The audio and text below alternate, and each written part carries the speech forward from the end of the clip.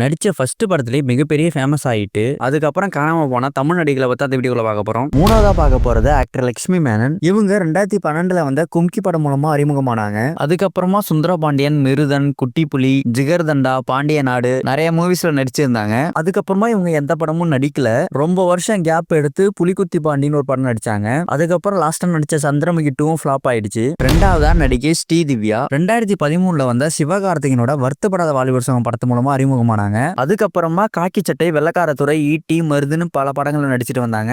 இவங்க அதுக்கப்புறமா ஒரு பெரிய கேப் விட்டு 2017 அப்புறம் எந்த படமே நடிக்கல. இப்ப லாஸ்டா வந்த கார்த்திக் அரவிந்த்சாமியோட மெய்யழகன் படத்துல கார்த்திக் ஒய்ஃபா நடிச்சிருப்பாங்க. அதுவும் குட்டி ரோல் தான். முதலாவது ஆக்ட்ரஸ் ஸ்ருதிஹாசன். இவங்க சூர்யாவோட 7ஆம் அறிவு படத்து மூலமா அறிமுகமானாங்க.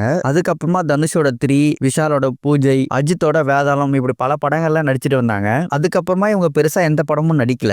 இந்த 3 பேர்ல நீங்க யாருக்காக வெயிட் பண்றீங்கன்னு மறக்காம கமெண்ட்ல சொல்லிட்டு போங்க.